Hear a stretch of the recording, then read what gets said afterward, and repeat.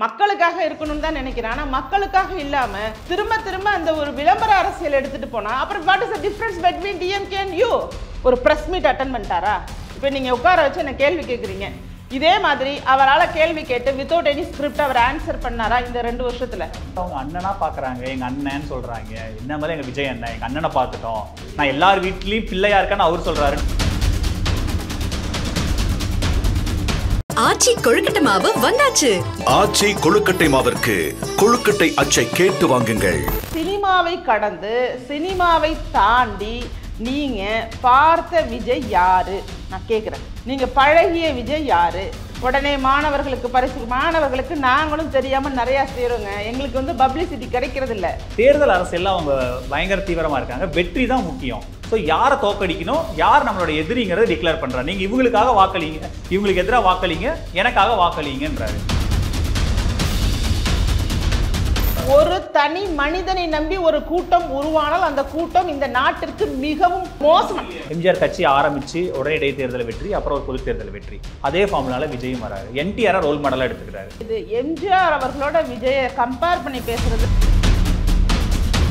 எம்ஜிஆர் எடுத்த உடனே கட்சி ஆரம்பிக்கல, தவறான புரிதலை கொண்டு போய் சேர்க்காதுங்க.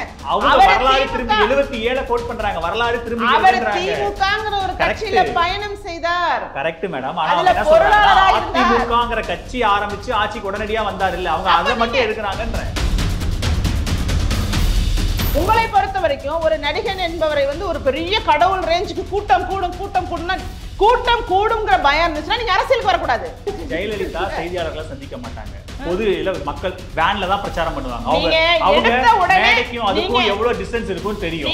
சோ அப்போ நாங்க என்ன அந்த யாஸ்திரியை விஜய்க்கு மட்டும் வைக்கிறீங்கன்னு கேக்குறோம்.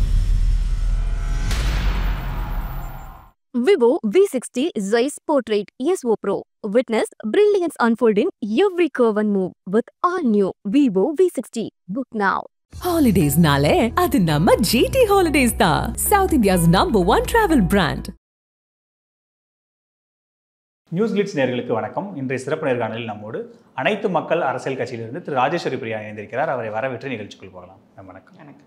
விஜய் அவர்கள் மாநாடு முடிஞ்சிருக்கு. அதுக்கப்புறம் அதை ஒட்டி இந்தியா டுடே வந்து ஒரு கருத்து கணிப்புகளை எடுத்திருக்காங்க. அதில் மறுபடியும் திமுக தான் ஆட்சிக்கு வரும். விஜய் வந்து பெரிய ஸ்பாய்லராக இருக்காரு. திமுகவுக்கு எதிரான இந்த ஆட்சிக்கு எதிரான வாக்குகளை பெரிய அளவுக்கு பிரிக்கிறாரு அப்படிங்கிற மாதிரியான ஒரு டேட்டா வந்து அவங்க கொடுத்துருக்காங்க. ஸோ விஜய் அப்போது எந்த தாக்கத்தையும் ஏற்படுத்த மாட்டார், வெறும் ஸ்பாய்லராக தான் இருப்பார்ன்ற அந்த அப்சர்வேஷன் சரின்னு நினைக்கிறீங்களா? இந்த அப்சர்வேஷன் சரியாக இருந்தாலும் இது டூ இயர்லின்னு நினைக்கிறேன் நான். நீங்கள் வந்து கருத்து கணிப்புக்கே வந்து இன்னும் எலெக்ஷனுக்கு வந்து சாலிடாக 7 monthsங்கிறது இருக்குது. அப்படி இருக்கும்போது இப்போ நடக்கக்கூடிய கருத்து கணிப்பை நான் வந்து நம்புறதாவே இல்லை. இது முழுவதுமாக வேற ஏதாவது உள்ளுக்குள்ள வேற ஏதாவது ஒரு விஷயமும் இருக்கலாம். அப்படியே இருந்தாலும் இது ரொம்பவே முன்னாடியே நடக்கிறதுனால இது உண்மையாக இருக்கும், இதுதான் அப்படியே நடக்கும்லாம் சொல்ல முடியாது. கண்டிப்பாக விஜய் அவர்களுடைய அரசியல் வருகை அப்படிங்கிறது ஒரு பெரிய அளவில் வந்து ஒரு அவர் வெற்றிக்கோ அதுக்கோலாம் எந்த வழியுமே அமைக்க போறதில்லை. ஆமாம், அது ஒரு வாக்கு வங்கியை பிரிக்கக்கூடிய ஒரு சக்தியாகத்தான் இருக்க முடியுமே தவிர இது லாங் ப்ராசஸ்ங்க, நீண்ட நெடுந்தூர பயணம் அரசியல்ங்கிறது. நீங்க நினைப்பது போல இளைஞர்கள் மட்டும் அரசியல் கிடையாது. இளைஞர்கள்லையும் தெளிவான இளைஞர்கள் இருக்காங்கிறத நீங்க புரிஞ்சுக்கணும். இந்த கூட்டத்தை பார்த்தீங்களா? அந்த கூட்டத்தை தான் நீங்க பாக்குறீங்க. அதற்கு எதிரான கூட்டம் அதை விட அதிகமா இருக்குங்கிறதே உணராம மக்கள் இருக்காங்க. ஈவன் தோ நான் களத்துக்கு போறேன் தஞ்சாவூர்ல, இப்ப நான் வந்து ஃபீல்டுல போய் ஸ்டூடெண்ட்ஸை சந்திக்கிறேன்னா நான் ஒரு ஈவெண்ட்லாம் அரேஞ்ச் பண்ணி சந்திக்கல. யதார்த்தமா ஒரு இடத்துல சந்திக்கிறேன். அங்க ஒரு 30 ஸ்டூடெண்ட்ஸை பாக்குறேன். 30 ஸ்டூடெண்ட்ஸுமே அதில் ஒருத்தர் 2 பேர் கூட கொஞ்சம் அப்படி கூட நகர்ந்து நிற்கல. 30 பேர் சேர்ந்து பேசுகிறாங்க நம்மள்ட்ட. நீங்கள் பேசுகிறதா மேம் கரெக்டு, உண்மையாகவே ஸ்டூடெண்ட்ஸ்லாம் புரிஞ்சுக்காமல் நடந்துக்கிறாங்க, அறிவு கட்டத்தனமாக இருக்காங்க அப்படின்னா அந்த இடத்துல நம்ம என்ன பண்ணுறோன்னா ஓரளவுக்கு ஆஹா இப்போ ஸ்டூடெண்ட்ஸில் 2 கேட்டகரி இருக்காங்க. இந்த கேட்டகரியை மட்டும் நம்ம பார்த்துட்டு அந்த கேட்டகரியை விட முடியாது. அதனால் இதில் வந்து நிறைய சேஞ்சஸ் இருக்குது. இவங்களோட ஓட்டு ஃபார் எக்ஸாம்பிள் இவங்களுக்கு அரசியல் பக்குவம் இல்லை, அரசியல் புரிதல் இல்லை, அரசியலுக்காக அவங்க இல்லை அந்த ஸ்டூடெண்ட்ஸோ அந்த இளைஞர்களோ. விஜய் அவர்களுமே அரசியலில் வந்து எப்படி சொல்லித்தரணுங்கிறதும் தெரியல. இல்ல அவரு கரெக்டா தானே வழி அரசியல் படுத்தல. தனக்கு திமுக நமக்கு யார் கொள்கை எதிரி, யார் அரசியல் எதிரிங்கிறத தெளிவுபடுத்துறாரு. நம்ம யாருக்காக களமாடுறோம்னு சொல்றாரு. நம்மளுடைய கொள்கை தலைவர்கள் யாருன்னு டிக்ளேர் பண்றாரு. எப்படி நம்மளுடைய பாதை இருக்க போகுதுன்னு சொல்றாரு. நம்ம எவ்வளவு நேர்மையா ஆட்சி செய்ய போறோம் இளைஞர்கள் வழி. இதை விட ஒரு அரசியல் தலைவர் வேற என்ன இளைஞர்களை வழி நடத்திட முடியும்? இல்லைங்க, கொள்கை தலைவரெல்லாம் நம்ம பேசினா நிறைய டீப்பா பேசணுங்க. அதுல ஒருத்தரோட பிம்பங்களையும் சாதி வாரியாக முக்கியத்துவப்படுத்தி வச்சிருக்கிற மாதிரி தான் எல்லாரும் பேசிக்கிறாங்க. ஒரு பெரும்பான்மையான சாதியை கவர்வதற்காக தலைவர்களை பிக்ஸ் பண்ணியிருக்காங்களே தவிர அதுலயே முரண் இருக்கு. பெரியார் அவர்களையும் அம்பேத்கர் அவர்களையும் நீங்க சேர்த்து நீங்க எந்த கருத்துலையும் ஒற்றுமையாக நீங்க பார்க்க முடியாது. அதே போல நீங்க அறிஞர் அண்ணா ரெண்டு பேரும் ஒரே புள்ளியில எளிய மக்களுக்காக வேலை பார்த்தா அந்த புள்ளியில ஒண்ணா இருக்காங்கல்ல. இது கேளுங்க, அப்படியே தொடர்ச்சியா நான் சொல்லி முடிச்சுன்னா அதுக்கும் நான் விளக்கம் கொடுக்குறேன். இப்ப அறிஞர் அண்ணா அவர்களுடைய புகைப்படம் வைக்கிறாங்கன்னா திமுகங்கிற கட்சியை உருவாக்குனதே அறிஞர் அண்ணா அப்படிங்கிற இடம் வருது. அப்ப நீங்க யாரை எதிரின்னு சொல்றீங்களோ அந்த கட்சியை உருவாக்குனவரை நீங்க ஒரு ரோல் மாடலா எடுத்திருக்கீங்க. நீங்க எல்லாத்துக்கும் ஒரு புள்ளி அப்படின்னா ஒரு வரி தான். நான் சொல்லியிருக்கேங்க, அனைத்து மக்கள் அரசியல் கட்சிக்கு நான் சொல்லியிருக்கேன். இப்ப நீங்க சொன்னதுதான் நான் சொல்றேன். எல்லா தலைவர்களுமே மக்களுக்காக ஏதோ ஒரு இடத்துல குவிந்துதான் செயல்பட்டு இருக்காங்க. அதனால ஒருத்தரோட போட்டோ வச்சு ஒருத்தரோட போட்டோ வைக்காம என்னால இருக்க முடியாது. அதனால அனைவரையும் நான் வணங்குகிறேன் அப்படின்னு நான் சொல்றேன். இந்த இடத்துல இந்த தலைவரோட பங்கு குறைவு, இந்த தலைவரோட பங்கு அதிகம் அப்படிங்கிறத விட எல்லா தலைவர்களுடைய மோட்டிவேஷன் மக்களுக்காக தான் அப்படிங்கிற இடம் இருக்கு. அந்த இடத்துல அவங்களோட கொள்கை வேற இருக்கலாம், கருத்து வேற இருக்கலாம், கட்சி வேற இருக்கலாம். இருந்தாலும் அவங்க ஒரு புள்ளியில மக்களுக்கானவர் அப்படிங்கும்போது நீங்க யாரை விட்டு யாரை வைப்பீங்க? இப்ப அவருடைய கொள்கை தலைவர்லயே ஒரு இஸ்லாமிய தலைவர் வச்சிருக்கலாமே, ஒரு கிறிஸ்தவ தலைவரை வச்சிருக்கலாமே, வைக்கலாம். அதெல்லாம் வைக்கல அப்படின்னா அந்த இடத்துல நூதனமாக அங்க ஏதோ ஒரு அரசியல் ஒண்ணு நடக்குது. அந்த அரசியலை மக்கள் புரிஞ்சுக்கணும். இதே இது ஆணவ படுகொலைக்கும் அவர் பேசல. அப்ப அங்க சாதித்துவம் சார்ந்த ஒரு அரசியலும் நடக்குது. ஒரு வரி கூட சொல்லக்கூடாதா? இது மாதிரி மனுஷனை அடிச்சு தீர்மானம் போட்டிருக்காங்க. ஆணவ கொலைக்கு தனிச்சட்டம் வேணும்னு தீர்மானம் வந்திருக்கே. அவர் வாயிலேருந்து பேசணுங்க. ஒரு தலைவர் அப்படிங்கிறவர் அவர் வாயிலேருந்து இது ஒரு முக்கியமான யார் பேசாம இருந்த தலைவர் சொல்லுங்க? எல்லா தலைவர்களுமே பேசிட்டாங்க. அப்ப இதுக்கு தீர்மானம் போட்டு நம்ம அமைதியா இருந்துக்குவோம், இதுக்கு நாம பேசுவோம், இதுக்கு நேரடியா போவோம் அப்படிங்கிற மாதிரிலாம் பிரிச்செல்லாம் பார்க்கக்கூடாது. அந்த அன்னைக்கு இருந்த கூட்டம் பயங்கர ஆர்ப்பரிப்போட ஒரு நைட்டுல இருந்து 24 மணி நேரம் அதே இடத்துல இருந்து வெயில் அது இதுன்னு இருந்தவங்கள போயிட்டு ஆணவ கொலை இந்த மாதிரியான ரொம்ப ஒரு மாதிரி அவங்களுக்கு எப்படி அவங்களை கன்வின்ஸ் பண்ணணும், எப்படி வந்தவங்களை உற்சாகப்படுத்தணுன்ற தொழில தானே அந்த பேச்சு இருந்தது. அந்த இடத்துல போய் நம்ம ஆணவ கொலை பத்தி பேசணும், இந்த விஷயங்களை பேசணும், அந்த விஷயங்களை பேசணும்னு அவ்வளோ பெரிய சப்ஜெக்டை அங்க பேசினா அவங்க புரிஞ்சுக்கிற மனநிலையிலும் இல்லை. ஸோ அந்த இடத்துல விஜய் கரெக்டாக தானே பிளே பண்ணியிருக்காருன்னு தான் நம்ம எடுத்துக்கணும். நீங்க அழகா பதிலையே சொல்லிட்டீங்க. உற்சாகப்படுத்தணும்னு சொல்லிட்டீங்க, புரிஞ்சுக்கிற மனநிலை இல்லைங்கிறீங்க. இது ரெண்டும் இல்லைங்கிறத நானும் சொல்றேன். அரசியல் படுத்த வேண்டிய இடத்துல அரசியல் படுத்தாம அவங்கள ஆர்வப்படுத்தணும்னு நினைக்கிறதும் தவறு. இப்ப அந்த கூட்டம் ஒரு ஆடியோ லான்ச்சுக்கோ வேற சினிமா ஈவெண்ட்டுக்கோ வந்திருந்துச்சுன்னா நிச்சயமாக நீங்க சொல்வது போல அவர்களை உற்சாகப்படுத்த வேண்டும் என்ற நோக்கம் சரியானதா இருக்கும்.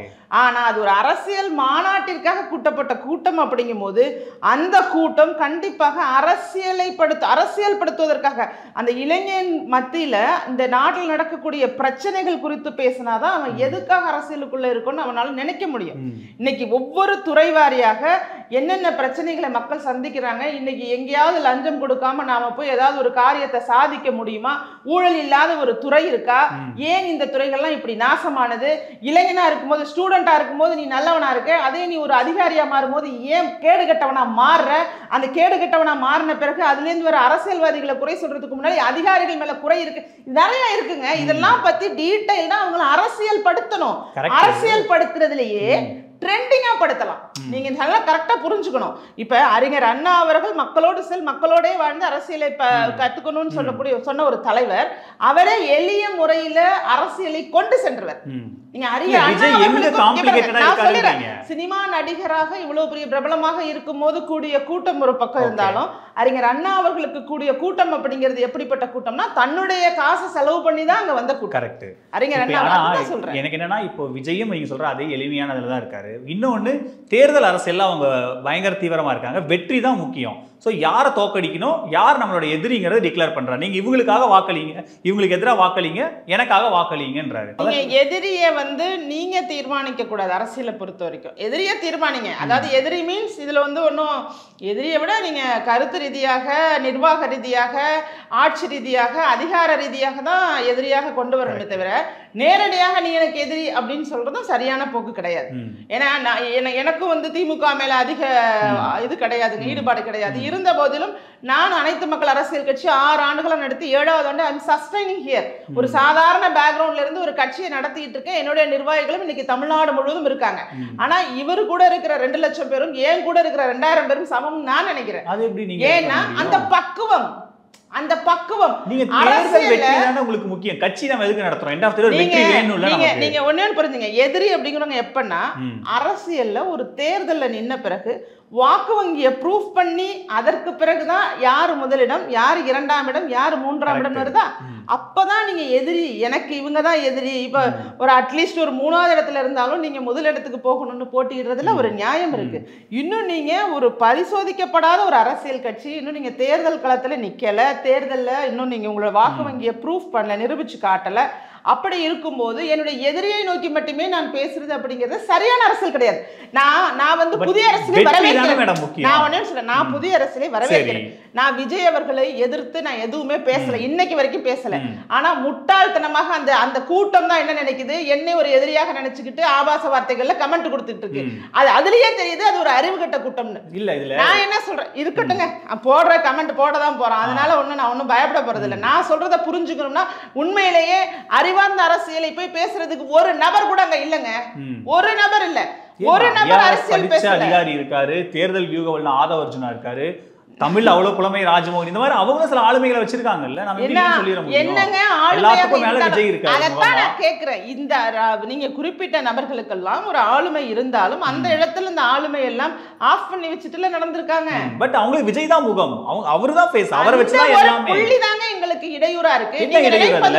நினைப்பது போல ஒரு தனி மனிதனை நம்பி ஒரு கூட்டம் உருவானால் அந்த கூட்டம் இந்த நாட்டிற்கு மிகவும் ஒரு தமிழ்நாடு இது புதுசு இல்லையா இருக்கலாங்க. இன்றைய நிலைமைக்கு சொல்றேன், இன்னைக்கு காலகட்டங்க 50 ஆண்டுகளுக்கு முன்னாடி உள்ளதையோ 30 ஆண்டுகளுக்கு முன்னாடி உள்ளதையோ எடுத்துக்கோங்க. நீங்க எம்ஜிஆர் எடுத்துக்கோங்க, ஜெயலலிதா எடுத்துக்கோங்க, எல்லாரும் தனி மனிதத்தை தான் மக்கள் வாக்களிச்சாங்க. அன்னைக்கு உள்ள நிலைமை வேறுங்க. இன்னைக்கு மக்களுடைய திங்கிங் மாறிட்டு, இன்னைக்கு நிர்வாக ரீதியாக இன்னைக்கு உலகமே வந்து ஒரு இந்த போன் வந்ததுல இருந்து உலக அரசியல் பேசக்கூடிய அளவுக்கு நாலேஜ் இம்ப்ரூவ் ஆயிட்டு. நீங்க அது இல்லன்னு மறக்க முடியாது. 2010க்கு முன்னாடி 2010க்கு பின்னாடினே ஒரு நிலை. 2014ல இருந்து வெச்சுக்கோ, மோடியோட பிம்பத்துக்கு தான் மக்கள் வாக்களிக்கிறாங்க. காங்கிரஸ் அவ்வளவு எதிர்த்தும் மோடியோட பிம்பத்தை வீழ்த்த முடியலங்கிறது தான் இருக்கிற. மோடிக்கு தான் வாக்களிக்கிறோம். மோடி அப்ப தனிப்பட்ட ரீதியா ஒரு ஒண்ணே ஒண்ணு கேக்குறேங்க. நீங்க குறிப்பிட்ட தலைவர்கள் அப்படிங்கிறவங்க அரசியலுக்குள்ள வந்த உடனே நான் முதல்வராக வேண்டும்னு பேசினவங்க கிடையாதுங்க. அவங்க சிறிய வயதிலிருந்தே அரசியலை நோக்கி பயணிக்க வேண்டும் என்ற எண்ணத்தோட நாடக மேடையில் தொடங்கியவர் தான் எம்ஜிஆர் அவர்கள். ஜெயலலிதா அவர்களும் பார்த்தீங்கன்னா 1982ல் அரசியலுக்குள்ள வந்தாங்க. அவங்களும் ஒரு பொறுப்புல இருந்து அந்த பொறுப்புல இருந்து கத்துக்கிட்டு அப்படியே வந்தவங்க தான். யாருமே வந்து உடனடியாக நான் முதல்வராகணும், எனக்கு இவங்க தான் எதிரி அப்படின்னு சொல்லி யாரும் பேசல. அவங்க என்ன சொல்றாங்கன்னா, 20 வருஷமா மக்கள் இயக்கம் வச்சிருக்கோம், எல்லா நல்லது கட்டத்துல நாங்க கலந்துருக்கோம், நீட் தேர்வுல இருந்து தூத்துக்குடி வெள்ள பாதிப்புல இருந்து எல்லாத்துக்கும் எங்க மக்கள் இயக்கம் தொடர்ச்சியா இருந்திருக்கு. நாங்க தொடர்ச்சியா மக்கள் சேவையை பண்ணிட்டு இருந்தோம். மக்கள் இயக்கத்தை கட்சியா கன்வெர்ட் பண்ணியிருக்கோமே தவிர எங்களுடைய பணி இன்னைக்கு நேத்து ஆரம்பிக்கல, 20 வருஷமா நாங்க அரசியல தான் இருக்கோம்ன்றாங்க. அது சமூகம் சார்ந்த சேவைங்க. இப்ப சேவையும் அரசியலும் ஒண்ணுதான். ஆனா அந்த இடத்துல அதிகாரத்தை நோக்கி பயணிக்க தொடங்கும் போது, அரசியல் கட்சியாக மாறும்போது அதோட பயணம்ங்கிறது முற்றிலும் வேறுபடுது. இன்னைக்கு நீங்க அப்படி வந்து நீங்க சொல்வது போல அவங்க தொடர்ச்சியா 20 ஆண்டு காலமாக பயணம் செஞ்சுட்டு இருக்காங்கன்னா, இன்னைக்கு இருக்கிற என்ஜிஓக்கள் எத்தனை? 20 ஆண்டுகளை கடந்து வேலை பார்த்துட்டு களத்துல நின்று போராடிக்கிட்டு வெள்ளனாலும் தண்ணினாலும் கஜா புயல்னாலும் ஓடி வந்துட்டு இருக்க என்ஜிஓக்கள் இன்னைக்கு அரசியல் கட்சிகளாக மாற்றப்பட்டு அவங்க உடனே முதல்வராகணும்னு சொல்ல முடியுமா என்ன? பட் அங்க விஜய் இல்ல, இங்க விஜய் இருக்காரு. விஜய் ஒரு கரிஸ்மாட்டிக் லீடர் இருக்காரு. சரி, அந்த விஜய் அவர்களை சினிமாவை கடந்து சினிமாவை தாண்டி நீங்க பார்த்த விஜய் யாரு? நான் கேக்குறேன். நீங்க பழகிய விஜய் யாரு? அவர் நாட்டு மக்களுக்காக என்ன? இதெல்லாம் விடுங்க, இதெல்லாம் வந்து கிவன் டேக்கன் மாதிரி உடனே மாணவர்களுக்கு பரிசு, மாணவர்களுக்கு நாங்களும் தெரியாம நிறைய செய்யறோங்க. எங்களுக்கு வந்து பப்ளிசிட்டி கிடைக்கிறது இல்லை. பப்ளிக் நாளில் என்ன மாதிரி நிறைய பேர் செஞ்சுட்டு இருக்காங்க. ஏழை எளிய மாணவர்களுக்கு ஒரு வழிகாட்டியாக இருந்து அவங்கள இந்த 7.5% இடஒதுக்கீட்டுக்கு உதவி செய்து அவங்கள அரசு பள்ளியிலேருந்து கொண்டு போய் சேர்க்கிறோம். நான் இன்னுமே சொன்னேன், அரசு பள்ளி மாணவர்களுக்கு முக்கியத்துவம் கொடுத்து அவர்களுக்கு பரிசளிக்கலான்னு சொன்னேன். நான் சொல்றது எல்லாமே தன்னுடைய கூட்டம் சுத்தி உள்ள கூட்டம் சொல்றதை மட்டுமே கேட்காம தன்னிச்சையாக சிந்திக்கக்கூடிய ஒரு நபராக விஜய் அவர்களை எங்க பாத்தீங்க? இல்ல அவர் என்ன சொல்றாரு, எங்கேயாவது நீங்க பார்த்துருந்தா எனக்கு சொல்லுங்க, நீங்க பார்த்துருந்தா சொல்லுங்க. அவர் தன்னிச்சையாக ஒரு பிரஸ் மீட் அட்டன் பண்ணிட்டாரா? இப்ப நீங்க உட்கார வச்சு என்ன கேள்வி கேட்குறீங்க, இதே மாதிரி அவரால் கேள்வி கேட்டு வித்தவுட் எனி ஸ்கிரிப்ட் அவர் ஆன்சர் பண்ணாரா இந்த 2 வருஷத்துல? இனிமே அவங்க பண்ணுவாங்க, மக்கள் பயணம் போறாரு, இனிமே பண்ணுவாங்க. ஒரு இது நமக்கு ஒரு எனக்கு தெரியாம அதுதான் இதுவரைக்கும் அவர் பண்ணல. அது சரியா? இல்ல பண்ண ஒரு அரசியல் கட்சி தொடங்குறேன்னு சொல்லும் போது பிரஸ்ஸை சந்திச்சுதான் சொல்லணுங்கிறது ஒரு முறை இல்லையா? ஒரு பிரஸ்ஸை சந்திச்சு பத்திரிகையாளர்கள் சந்திப்பு வச்சு இந்த நெசசிட்டி இல்ல, நம்ம அறிக்கையா கூட அதாங்க நமக்கு வேணும்னா நெசசிட்டி இல்ல, நமக்கு வேணும்னா நெசசிட்டி. இந்த நெசசிட்டி அப்படிங்கிறது பணமும் புகழும் இருந்தா நீங்க எதையுமே எதிர்பார்க்க மாட்டீங்க. இந்த மாதிரி சாமானியர்ல ஒருத்தர வந்து அரசியல்ல நின்னுகிட்டு இருந்தா உங்களுக்கு எல்லா திறமையும் வேணும், திறமையை தாண்டி திறமை வேணும். ஆனா அவர்களுக்கு எந்த திறமையும் வேணாம், எந்த தகுதியும் வேணாம், ஒன்லி ஒன் நான் நடிகன் விஜய் அப்படிங்கிற ஒன்னே ஒண்ணு போதுங்கிறீங்களா? அவருக்கான நாடு என்னங்க அவரது? ஏங்க இந்த பொம்பளை பிள்ளைங்க தான் கேட்டு குட்டிசாரா போய் நின்னுகிட்டு என் புருஷனோட அதிகமா பிடிக்கணும் வெக்கம் கட்டு போய் பேட்டி கொடுக்குதுங்க. அதெல்லாம் பார்த்தா எவ்வளவு தன்னுடைய தலைவனா அவங்க பாக்குற அந்த ஆர்கஸ் அந்த இதுல அவங்க ஏதோ ஒண்ணு பேசுறாங்க, என்னங்க தலைவனா நாயகனை பார்த்துட்டோம் அப்படின்ற சந்தோஷத்துல ஏதோ 1-2 பேசுறத நம்ம அவ்வளவு இதா அதை பெருசுபடுத்தணும். அதெல்லாம் பெருசுபடுத்தி தாங்க ஆகணும், பெருசுபடுத்தி தான் ஆகணும். ஒரு அரசியல்வாதி தலைவனா இருந்தாலும் சரி, எப்படிப்பட்ட நடிகனா இருந்தாலும் சரி, தான் புருஷனை விட பிடிக்கும் அப்படிங்கிறத பேட்டி கொடுக்க வேண்டிய அவசியம் கிடையாது. இது வந்து தமிழ் கலாச்சாரமும் கிடையாது, பண்பாடும் கிடையாது. நீங்க உங்க அண்ணன் தம்பியை பிடிக்கும், அவர் அவங்க அண்ணனா பாக்குறாங்க, எங்க அண்ணன்னு சொல்றாங்க. என்ன மாதிரி எங்க விஜய் அண்ணன் எங்க அண்ணனை பார்த்துட்டோம், நான் எல்லார் வீட்லயும் பிள்ளையா இருக்கேன்னு அவர் சொல்றாரு, நான் எல்லா வீட்லயும் ஒரு பிள்ளையா இருக்கேன். ஏங்க நீங்க கொஞ்சம் சிந்திச்சு பாருங்க, எல்லார் வீட்டுக்கும் ஒரு பிள்ளையா இருந்துட முடியுமாங்க? அவர் இன்னொன்னு முக்கியமா சொல்றாரு, இல்ல அவரே சொல்றாரு. நான் உண்மையா சொல்றேன், நான் இது வரைக்கும் எந்த இடத்துலயுமே தனி மனிதரை குறித்தோ தனி மனித தாக்குதல் பண்ணினதே இல்லை. நீங்க என்னையும் நீங்க கவனிச்சீங்கன்னா தெரியும், குறிப்பிட்டு நான் பேசவே மாட்டேங்க. இதெல்லாம் ஒரு லாஜிக்கா பேசுங்க. இப்போ ராஜீவ் காந்தி அவர்கள் கூட டியர் பிரதர்ஸ் அண்ட் சிஸ்டர்ஸ்னு சொல்லும் போது அப்போ கூட எல்லாருமே என்னடா எல்லாரையும் பார்த்து அப்படி சொல்றாரு அப்படிங்கிற ஒரு கேள்வி வரும்போது கூட அப்புறம் தான் தெரிஞ்சது அவர் வெளிநாட்டு பெண்மணியை கல்யாணம் பண்ணிக்க போறாரு அப்படிங்கிற மாதிரி ஒரு செய்தியை பார்த்தோம் நம்ம.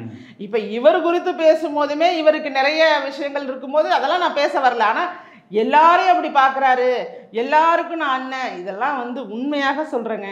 இது வரைக்கும் மக்கள் எவ்வளவோ ஏமாந்துருக்கலாம், இனிமேலும் ஏமாறுறதெல்லாம் நாங்கள் தாங்கிக்க முடியாது. நான் என்னமோ என்ன சொல்கிறேன்னா, இந்த வெற்று பேச்சுக்களை ஒதுக்கி வைத்து விட்டு மக்கள் சார்ந்து, மக்கள் நலன் சார்ந்து, விவசாயம் சார்ந்து எப்படி வந்து விவசாயத்தில் ஐடி ஃபீல்டை இன்வால்வ் பண்ண முடியும், அடுத்த லெவலுக்கு எப்படி போக முடியும், வேலை வாய்ப்பு இல்லாத இளைஞர்களுக்கு நம்ம எப்படி வேலை வாய்ப்பை உருவாக்க முடியும், அந்த முதலீட்டாளர்கள் இங்கே வர்றாங்கன்னா இங்கேருந்து ஏன் திரும்பி போகிறாங்க, அவங்களை இங்கேயே நம்ம ஸ்டாண்ட் பண்ண வைக்கிறதுக்கு என்ன பண்ண முடியும், அங்கே அப்படின்னா ஏதோ ஒரு கட்டிங் நடக்குது 30-40% கேட்குறாங்களா, அதை கட் பண்ணுவோம். இது மாதிரி ஒரு நுணுக்கமான அரசியலை பண்ணி வீட்டுக்கு ஒருத்தருக்கு வேலைக்கு கொடுத்துருவோம், வீட்டுக்கு ஒருத்தர் வேலையில் நம்ம அமர்த்தணும், என்ன பண்றது, இதுக்கு ஐடியா இருக்கா? அந்த கூட்டத்தை பார்த்து கேளுங்க.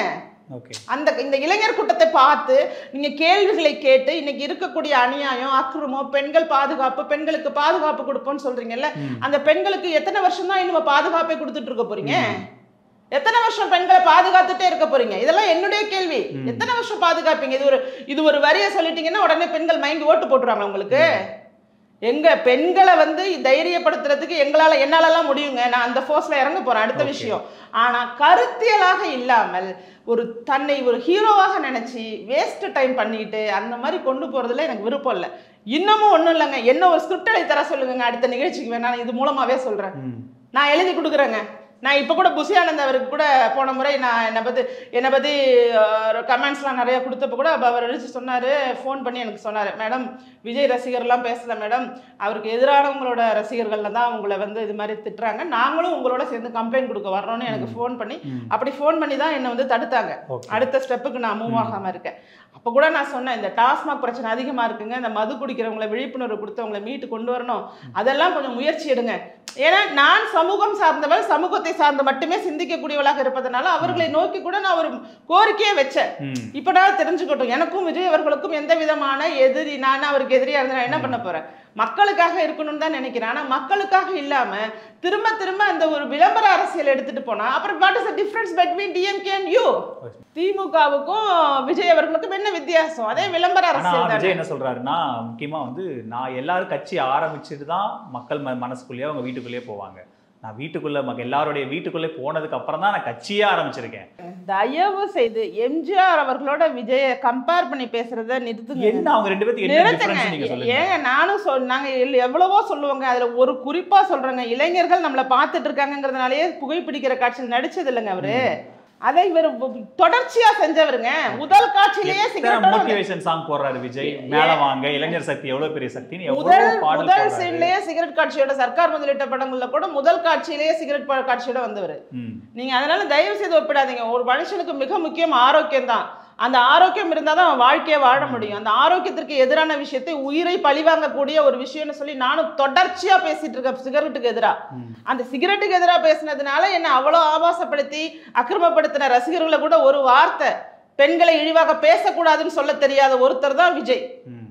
இதே இது நான் வந்து ரஜினிகாந்த் அவர்களை எதிர்க்கும் போது ரஜினிகாந்த் அவர்கள் உடனடியாக அறிக்கை கொடுக்கிறாரு, நீங்க யாரையும் வந்து விமர்சிக்க கூடாதுன்னு சொல்லி. அந்த விமர்சிக்க கூடாதுன்னு சொல்ற லெவலுக்கு கூட அவரால் முடியல. இல்ல அவரு நீங்க சொல்லுங்க, எம்ஜிஆர் இருக்காரு, விஜய் எம்ஜிஆர் ஒரு புகழ்பெற்ற நடிகர், திரைத்துறை அவர் தான் உச்சம்.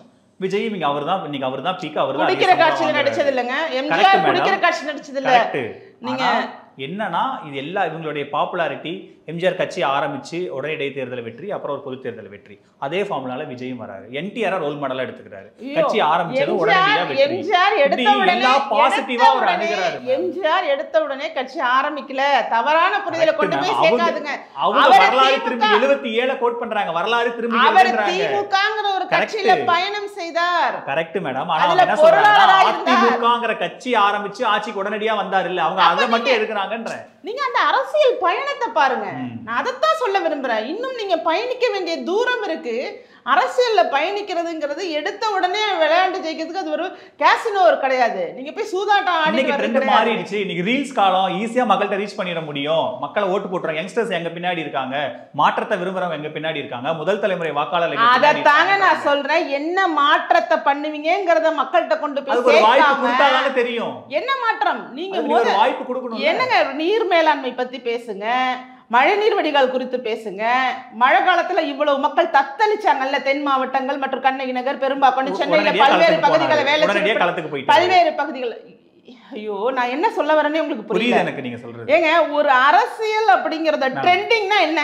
ட்ரெண்டிங்னா என்னால இங்கு நடக்கக்கூடிய பிரச்சனைகளுக்கு சொல்யூஷன் இருக்குன்ட்ட அந்த சொல்யூஷன்ல குறைந்தபட்சம் ஒரு 50% நான் எடுத்து சொல்லணும். மத்த 50% நான் வந்து செயல் வடிவப்படுத்திக்கலாம். இதுதாங்க ஒரு நார்மல். இப்ப நான் வந்து தெள்ள தெளிவாக இருக்கக்கூடிய ஒரு அரசியல் கட்சி தலைவர் தாங்க. நீங்க எல்லாம் இன்னும் 100 பேர் வந்து 100 துறை சார்ந்து ஆயிரக்கணக்கான கொஸ்டின்ஸை கேட்டாலும் ஐ கேன் அட்லீஸ்ட் என்னால ஒரு தீர்வு அந்த இடத்துலயே சொல்ல முடியும். டிஃப்ரெண்டா கேளுங்க, எதை வேணாலும் கேளுங்க. படிப்பு சம்பந்தமா கேளுங்க, புதிய கல்விக் கொள்கை பத்தி கேளுங்க, எதை வேணாலும் கேளுங்க. மாணவர்கள் எப்படி இருக்காங்கன்னு கேளுங்க, இளைஞர்கள் எப்படி இருக்கான்னு கேளுங்க, பெண்கள் எப்படி இருக்காங்க, மாணவிகளோட நிலை என்ன, நாளைய சமூகம் எதை நோக்கி போக போகுது, இங்க என்ன சப்ஜெக்ட் இங்க ட்ரெண்டிங்ல வரப்போகுது, எதனால இங்க பலனடைய போறாங்க, எத்தனை பேர் வெளிநாட்டுக்கு போக போறாங்க, இந்தியாவில் எவ்வளவு வேலை வாய்ப்பு இருக்க போகுது, தமிழ்நாட்டில் எல்லாரும் எல்லா டீடைல்ஸ் பேச. இதெல்லாம் இருக்கட்டும். ஆனா அவங்க என்ன நினைக்கிறாங்கன்னா, இது எல்லாம் இல்லாம ஒரு புதிய அரசியல்வாதி வருவதை நானே ஏத்துக்க மாட்டேன். என்னோட ஏஜ்க்கு நானே ஏத்துக்க மாட்டேன். நீங்க ஏத்துக்கலாம் மேம். ஆனா உங்களுக்கு கீழ இருக்கறவங்க ஏத்துக்கறாங்க மேம். 20 வயசு பையன் எப்படி ஏத்துக்குவான்? நீங்க அந்த கூட்டத்தை பார்க்கலையா? நீங்க வந்து 50-60 வயசுக்கு மேல போனவங்களோட மனநிலை வேறயா இருக்கலாம். அவங்க வந்து ஒரு தனி மனிதரை சார்ந்த ஒரு அரசியல் இன்னைக்கு பயணிச்சிருக்கலாம். ஆனா இன்னைக்கு 40 வயதாகக்கூடிய என்னாலயே இந்த மாதிரி அரசியலை பொறுத்துக் கொள்ள முடியல. அப்ப 20 வயசு உள்ளவன் என்ன நினைப்பான்? அவர் ரொம்ப சிம்பிள் மேடம். பாதிக்கப்பட்ட ஒரு பக்கம் நிக்கிறார் மேடம். எந்த இஷ்யூவா இருந்தாலும் மக்கள் பாதிக்கப்படுறாங்களோ அங்க அவர் இருக்காரு. நீங்க நீட் ஆகட்டும், தூத்துக்குடி வெள்ளம் அப்ப மத்த அரசியல்வாதி எல்லாம் தப்பு செஞ்சவங்க பக்கம் மட்டுமே நின்னாங்க. இல்ல அவரு தன்னை அந்த பக்கம் நிறுத்திக்கிற எளிய மக்கள் பக்கம் நான் நிக்கிறேன், பாதிக்கப்பட்ட மக்கள் நான் நிக்கிறேன் இடத்துக்கு நகர்றாரு இல்ல. அவரோட ஸ்டேட்ஸ்ல வந்து அங்க நகர்றாரு இல்ல. அது அவருக்கு ஒரு பாசிட்டிவா அவர் நினைக்கிறாரு. எளிய மக்கள் யார், அவர்களுக்கு தேவை என்னங்கறதே தெரியல. நீங்க உங்களை நோக்கி துப்புரவு பணியாளர்களை வர சொல்றீங்க. பனையூருக்கு வாங்க அதுவே தான் வந்தாங்க மேம். அங்க வந்து கூட்டம் கூடிரும்னு அவங்க நிர்வாகிகளே மட்டும் சொல்லாதீங்க. இந்த பதில மட்டும் சொல்லாதீங்க. கூட்டம் கூடாதுன்றீங்களா? கூட்டம் கூடும் சென்ட்ரல்ல ஸ்தம்பிச்சிருக்கும் அன்னைக்கு விஜய் வந்திருந்தாரு. கூட்டம் கூடும்.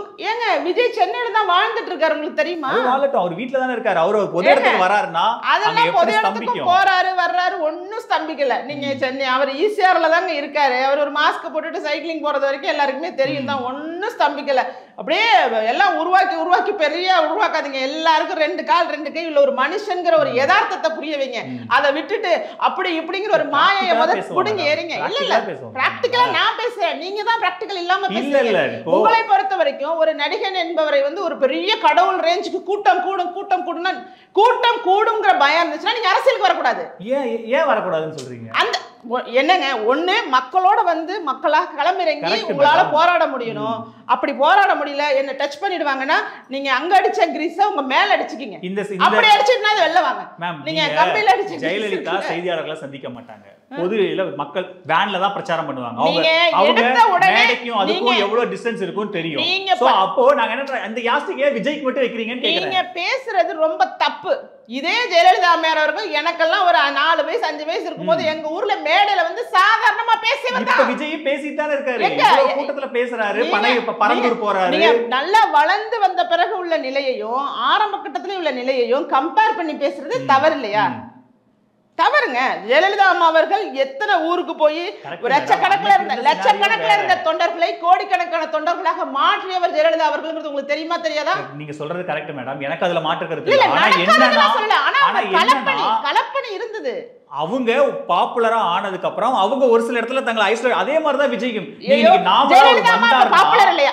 பாப்புலர் ஆனதுக்கு அப்புறம் தான் நான் சொல்றேன். ப்ளீஸ் ஜெயலலிதா அம்மா அரசியலுக்கு வருவதற்கு முன்னாடி தான் மேடம், அதுல எனக்கு எந்த இதுவுமே இல்ல. எனக்கு என்னன்னா அன்னைக்கு இருந்த காலகட்டம் வேற, இன்னைக்கு இவர் வெளியில வந்தா இவருக்கு வர கூட்டம் வேற இல்ல. இன்னைக்கு இருந்த காலகட்டம் இன்னும் அட்வான்ஸ்டா இருக்கணும், மனிதனை மனிதனாக பார்க்கணுங்கிற இடத்துக்கு வந்துடணும். அன்னைக்கு வேணா இன்னும் நீங்க உலகத்தை பத்தி தெரிஞ்சுக்காம நிறைய இருந்திருக்கலாம், அப்ப வேற. இன்னைக்கு வேற. இன்னைக்கு வந்து சிங்கப்பூர் போன்ற வளர்ந்த நாடுகள்ல எம்பியா இருக்காங்க, பிரைம் மினிஸ்டரா இருக்காங்கன்னா சகஜமாக உங்கள நடந்து போறாங்க. அவங்க எந்த பந்தாவும் காட்டுறது இல்ல. என்கிட்ட போட்டோ இருக்கு, முன்னாள் பிரதமர் சிங்கப்பூர் பிரதமரோட நான் எடுத்த போட்டோ கூட இருக்கு. கை கொடுத்துட்டு சாதாரணமா ஒரு நிகழ்வுல போயிட்டு இருக்காங்க. அங்க வந்து அந்த பந்தா பகடெல்லாம் கிடையாது. இங்க போனாரு, வண்டி ஃபுல்லா அவரை ஃபாலோ பண்ணி எவ்வளவு டிராபிக் எவ்வளவு கூட்டம் வந்து நம்ம பார்த்தோம். நீங்க அவரால் உள்ளேயே வர முடியல, அவ்வளவு கெடுபிடி. அவருடைய கூட்டம் வருது அப்படிங்கிறத மேனேஜ் பண்ற அளவுக்கு கூட உங்களுக்கு தகுதி இல்லைன்னா இந்த நாட்டை எப்படி நீங்க மேனேஜ் பண்ணுவீங்க? கூட்டம் எங்க இல்ல? கூட்டம் எல்லா இடத்துலயும் இருக்கும். இவர் வராதனால மட்டும் கூட்டம் இருக்காது, பல்வேறு நிகழ்வுகளுக்கும் கூட்டம் இருக்கும். தமிழ்நாட்டுல பல்வேறு விஷயத்துக்கும் கூட்டம் இருக்கும். அப்ப கூட்டம் வர நிகழ்வுலாம் நடத்தவே மாட்டீங்களா? நான் உங்க பாயிண்ட்க்கு வந்துடுறேங்க. கூட்டமே எழுதுங்க. அந்த கூட்டத்தை கண்ட்ரோல் பண்ணி ஒரு சரியான விஷயமா நடத்த முடியல, ஒரு ஆர்கனைஸ்டு கிரௌடா உங்களால மெயின்டைன் பண்ண முடியலன்னா எப்படி நீங்க ஒரு ஆட்சி செய்யறது? அரசு அவருக்கான ஒத்துழைப்பு கொடுக்க மாட்டேங்குது, அரசு அவரை பார்த்து பயப்படுதுன்றாங்க, அரசு எங்களுக்கான ஒத்துழைப்பு கொடுக்க மாட்டேங்குதுன்றாங்க. அப்ப நாங்க என்ன பண்ண முடியும்? அவர் ஒரு உச்சபட்ச நடிகர், அவரை பார்க்க கட்டுக்கடங்காத கூட்டம் வருது, கட்டுப்படுத்த வேண்டிய காவல்துறை பெருசா ரெஸ்பாண்ட் பண்ண மாட்டாங்க. அப்படிங்கும்போது நீங்க என்ன சொல்லுவீங்க? அவருக்கு என்ன ஒய் பாதுகாப்பா இசட் பாதுகாப்பா? என்ன பாதுகாப்பு கொடுத்திருக்காங்க? ஒய் பாதுகாப்பு கொடுத்திருக்காங்கல்ல, அது யார் கொடுத்தா? அது அரசு. அப்புறம் அரசு தானே கொடுத்திருக்கு, அப்புறம் என்ன கொடுக்கணுங்கிறீங்க? அந்த மாநாட்டிலே நீங்க பாத்தீங்கல்ல, ரேம்ப் மட்டும் போட்டிருக்காங்க. ஒய் பிரிவுல இருக்காரு, அவர் பிரைவேட் பவுன்சர்ஸ் இருக்காங்க. அதை மீறி எவ்வளவு கூட்டம், எவ்வளவு தொண்டர்கள் அவர். அது யாருடைய தவறு? யாருடைய தவறு? யாரை நீங்க தவறு சொல்லுவீங்க? அந்த வாக்கு போக வேண்டிய அவசியம் இல்லைல்ல. ஏங்க புள்ளையும் துள்ளி விட்டுட்டு தொட்டிலையும் ஆட்டி விடக்கூடிய, மக்களை ஏமாற்றக்கூடிய அரசியலை நீங்க கண் கூட பார்த்துக்கிட்டு அதை பத்தி பேசாதீங்க. என்ன உற்சாகம்? நீ மேடையில மட்டும் நின்று அங்க ஃபுல்லா ஸ்கிரீன்ஸ் வச்சு அவரோட முகத்தை க்ளோஸ்ல கூட காட்டிக்கிங்க. அப்படி அவர் ஏன் வாக் போகணும்? வாக் போக வேண்டிய அவசியம் என்ன? கிட்டத்தட்ட 24 மணி நேரம் வெயில்ல நிக்கிறான், அவன் கிட்ட போய் அவனை பார்க்கணும்னு பிரியப்படும் போது கிட்ட பார்க்கறதுல என்ன சிக்கல்? அதே மாதிரி இந்த மூடர் கூட்டத்தை உருவாக்காதீங்க. நான் தயவு செஞ்சு சொல்றேன், இது ஒரு மூடர் கூட்டம். மூடர் கூட்டம் தான். இந்த கூட்டத்தை வந்து உண்மையா சொல்றேன், அரசியல்படுத்தினா அந்த இளைஞர்கள் அருமையா வருவாங்க. அவங்க எல்லாம் ஒரு நாளைய தலைவர்களா வரணுங்கிற இடத்துல ராஜேஸ்வரி பிரியா நிக்கிறேன், நாளைய அடிமைகளா வரணுங்கிற இடத்துல விஜய் நிக்கிறாரு. இதுதான் வித்தியாசம். இன்னைக்கு வேணா எவன் வேணாலும் என்ன திட்டலாம், ஆனா இதே ராஜேஸ்வரி பிரியா பின்னாடி அதே கூட்டம் வந்து நிற்கக்கூடிய காலமும் வந்துடும். ஆனா நீங்க இளைஞர்கள் ஆணித்தரமா சொல்றேங்க, அந்த கூட்டம் ஒரு நாள் இல்லைனாலும் ஒரு நாள் அவனுக்கு ஒன்றும் 20 வருஷம் ஆக போறது இல்லை. அவனுக்கு 20 வயசு ஆகும், அடுத்து 30 வயசு ஆயிடும்ல. அந்த 30 வயசுல அவனுக்கு தோணும், ஆஹா நம்ம பண்ணது தப்புன்னு சொல்லி அங்க ஒருத்தர் சொன்னாங்க, அதுதான்டா உண்மைன்னு தோன்ற டைம்ல அங்கெல்லாம் தலைவரா தெரியும். ஆனா இளைஞருக்கு ஈக்குவலா பெண்கள் ஆதரவும் ஒரு பெரிய அளவுக்கு இருக்கேன் மேடம். பெண்கள் இருக்கிறது பேர் ஆர்வம். அது வந்து ஒரு அட்ராக்ஷன். ஒரு நடிகரை பார்க்கும்போது அவங்களோட ரசிகையாக இருக்கும்போது உள்ள அளவுக்கு மீறிய எல்லாத்தையும் கண்ணை மறைச்சிட்டு ஒரு அளவுக்கு அதிகமான ஒரு நடிகர் மேல இருக்கக்கூடிய ஈர்ப்பா தான் அதை நான் பாக்குறேன். அந்த ஈர்ப்பு அப்படிங்கிறது சில பெண்களை வந்து திருத்தலாம், சில பெண்களை திருத்த முடியாது. அதுல அவங்க ரொம்ப உற்சாக மீதியில நீங்க சொல்ற மாதிரி பேசுறாங்க, பயங்கரமா பேசுறாங்க. எங்க அண்ணனை பார்த்துட்டோம், உதயநிதிலாம் ஒரு ஆளே இல்ல, யாரும் எங்க முன்னாடி நிக்க முடியாது, நீங்க சொன்ன மாதிரி கணவரை விட எனக்கு பிடிக்கும், இந்த மாதிரியான பதங்கள். ஒரு டைரக்டர் வந்து டைரக்ட் பண்ணி, ஒரு டைரக்டர் வந்து நடிக்க சொல்லி கொடுத்து, வசனம் எழுதி கொடுத்து, ஒரு திரையில வந்து ஒரு நடிகர் மேல இந்த அளவுக்கு உங்களுக்கு ஈர்ப்பு இருக்கிறத ஒரு ஒரு சரியா தவறா அப்படிங்கிறத கூட புரிஞ்சு கொள்ள முடியாம இந்த சமூகம் தத்தளிக்கிறது இருக்கு பாருங்க. உண்மையிலேயே எனக்கெல்லாம் ரொம்ப ஆச்சரியமா இருக்குங்க, ரொம்பவே ஆச்சரியமா இருக்கு. எவ்வளவோ அட்வான்ஸா நாங்களாம் இப்ப வந்து பல நாடுகளை பத்தியே சிந்திச்சுட்டு இருக்கோம். அந்த நாடு மாதிரி எப்படா நம்ம இந்தியா மாறும், எப்ப தமிழ்நாடு மாறும் அப்படிங்கிற மாதிரி சிந்திச்சுட்டு இருக்க நேரத்துல இது மாதிரி ஒரு கூட்டம் நிக்கிறத பார்க்கும்போது நகைச்சுவையா தான் இருக்கு எனக்கு உண்மையாகவே. நமக்கு வரலையேங்கிற ஆதங்கத்துல தான் சொல்றேன். இல்லங்க, நானும் இப்ப நான் சொல்ல வந்தது, நானுமே விஜய் அவர்களை ஆதரிச்சிருப்பேன், ஆதரிக்க இன்னும் ஃபியூச்சர்ல கூட ஆதரிப்பேன். ஆனா அவருடைய அரசியல் மாறினால் ஆதரிக்கலாம். அவருடைய தன்மை மாறணும்னா எப்படி மாறணும்னு நினைக்கிறீங்க? அது மாறாதுன்னு நினைச்சு உறுதியா இருக்கீங்களா நீங்க? இப்ப இல்ல, நான் என்ன கேக்குறேன், நீங்க எப்படி மாறினா ஆதரவு கொடுப்பீங்கன்னு கேக்குறேன். மாறினாங்க இப்ப நான் சொல்றேன்னு துறை வாரியாக சொல்றேன். இத்தனை துறையில இவ்வளவு ப்ராப்ளம்ஸ் இருக்கு, இது வரைக்கும் என்ன நடந்துச்சு, ஏன் இப்படி நடக்கல, அதெல்லாம் பாத்துக்கா. நீங்க ஆட்சிக்கு வந்ததுக்கு அப்புறம் கிட்டத்தட்ட ஒரு அதிகாரிகள் உங்களுக்கு வேலை பார்ப்பாங்க மேடம், ஒரு செட் ஆஃப் ஒரு அரசு உங்களுக்காக வேலை பார்ப்போம். நீங்க முடிவுகளை எடுத்தா போதும், முக்கியமான சில முடிவுகளை எடுத்தா போதும். இதெல்லாம் ஃபிங்கர் டிப்ஸ்ல வச்சுக்கணும் அவசியம் இல்லை மேடம். என்ன முடிவுங்க எடுப்பாரு? அவர் ஃப்ரெண்டே மேடையில் என்ன சேலை கடைக்கு போய் சேலைக்கு அளவு என்னன்னு கேட்டிருக்காரு அப்படின்னு சொன்னாங்களா? அந்த அளவுக்கு அறிவாளியா இருக்காருன்னு சொல்லி அது போதும்னு நினைக்கிறீங்களா? அது தனிப்பட்ட ரீதியா வைக்கிறது. இல்ல, எனக்கு நான் வேற எதுவும் சொல்ல விரும்பல. நீங்க நாடுங்கிறதையும் மக்களை குறித்து என்னதாங்க நினைச்சிட்டு இருக்கீங்க? என்னதான் நினைக்கிறீங்க? எல்லாமே ஃபிங்கர் டிப்ல இருந்தாதான் ஒரு அரசியலுக்கே தகுதின்றது. ஏன் அப்படிலாம் ஒண்ணும் கிடையாது. நீங்க கேட்டதுக்கு நான் பதில் சொல்றேன். நீங்க என் பின்னால ஒரு கூட்டம் இல்லங்கிற ஆதங்கமான்னு கேட்டீங்கல்ல, அந்த கம்பாரிசனும் தப்பு. நான் நடிகை கிடையாது. இன்னைக்கு நான் இந்த கேமரா முன்னாடி ராஜேஸ்வரி பிரியான்னு உட்கார்ந்து பேசுறேன். என்னுடைய தனி மனித அடையாளம் என்பதே அரசியல் தான். அரசியலை பேச தொடங்கிதான் ராஜேஸ்வரி பிரியா. இன்னைக்கு 10 பேர் என்னோட பேச்சை கேட்டாலும் 5 பேரோட பேச்சை கேட்டாலும் நான் அதுல பெருமை கொள்வேன். நான் ஒரு அரசியல்வாதியாக இவ்வளவு பேரை போய் சேர்ந்திருக்கேங்கிறதுல பெருமை கொள்வேன், கர்வம் கொள்வேன். என்னோட அவரெல்லாம் நான் ஒரு நாள் ஒப்பிட்டுக்கவே மாட்டேன். I'm senior. ரொம்ப உயரமா இருக்காரு. I'm senior in politics. அவரை விட நான் வந்து சீனியர். அவரு உயரமானவர் அப்படிங்கிறதுல வந்து எந்த மாற்று கருத்தும் இல்லைங்க. நீங்க வந்து ஒப்பிடுதல் தவறுங்கிற. நான் வந்து எப்பவுமே சரியாக பேசக்கூடியவர். அவருடைய சினிமா துறையில அவர் உயரமானவர். என்னுடைய அரசியல் துறையில நான் தேர்தல் களத்திலேயே வந்து வெற்றி வாகை சூழலனா கூட, நேற்று கூட ஒரு நிகழ்வுக்கு போற வர இடம்லாம் நாளைய தலைமுறைக்கு உங்க கட்சி தான் முக்கியமான கட்சியா இருக்க போகுதுன்னு பல பேர் சொல்லும் போது நான் மகிழ்ச்சி அடைகிறேன். என்னுடைய வளர்ச்சி அப்படிங்கிறது slow and steady wins the race. நான் வந்து நான் சினிமா நடிகை கிடையாது பாருங்க. நான் நடிகையா இருந்தா இன்னைக்கு வந்து ஒரு நடிகைக்கு கூடுற கூட்டம் எனக்கு கூடலன்னு நான் கம்பேர் பண்ணிட்டா எப்படி இருக்கும்? அப்படிதான்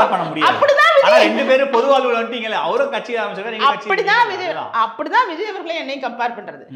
இன்னைக்கு ஒரு சினிமா நடிகை வரும்போது இவ்வளவு கூட்ட கூடுது, நீங்க வரும்போது கூடலேன்னு சொன்னா எனக்கு எப்படி இருக்கும்? ஏயா எதோட எதையா அதே நடிகை கட்சி ஆரம்பிச்சாங்கன்னா கம்பேர் பண்ணுவாங்க.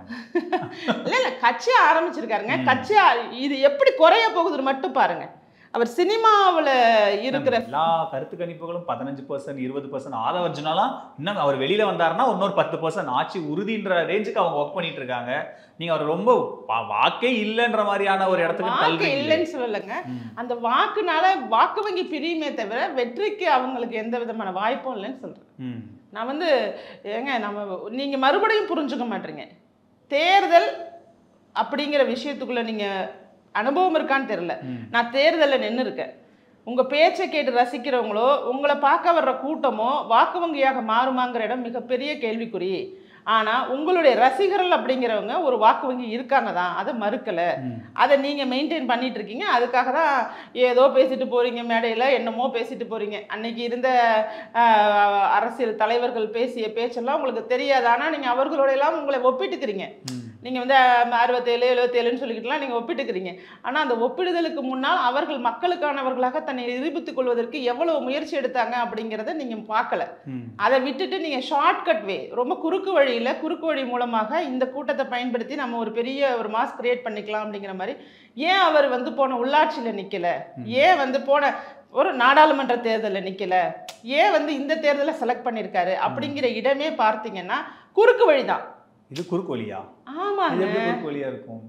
பொது தேர்தல் தான் நினைக்க போறாரு. ஏங்க நீங்க நாடாளுமன்ற தேர்தலில் வலுக்கணும், எல்லாத்தையும் உருவாக்கணும், இந்த பார்ட்டி ஸ்ட்ரக்சர். நீங்க தானங்க சொன்னீங்க காலங்காலமா நாங்க மக்களுக்கான இயக்கமா அப்படியே கட்டமைப்போடயே இருந்துட்டு இருந்தோம். கட்சியா மாத்தினதுக்கு அப்புறம் சில வேலைகள் கட்டமைப்போடயே இருந்து வந்து நாங்க அப்படிதானங்க வந்தோம்னு சொன்னீங்க. நின்று இருக்கலாமே. இதுல வந்து ஒரு மிகப்பெரிய ஒரு விஷயம் என்னன்னா, அவங்க நினைக்கிறதெல்லாம் மாயை, அவ்வளவுதான். நான் மாயையை மாற்ற முடியாதுன்னு சொல்லலை. நீங்கள் மாயை ரியலாக மாற்றணும்னா அதுக்கு உண்மையாகவே நல்ல அரசியல் பேசுங்க. நீங்கள் நிற்கும் போது பின்னாடி உள்ள தலைவர்களாக நிற்கணுங்கிறது என்னங்க லாஜிக்? இது நீங்கள் நின்று பேசும்போது மற்றவங்க நின்றுட்டு இருக்காங்கன்னா இது என்னங்க?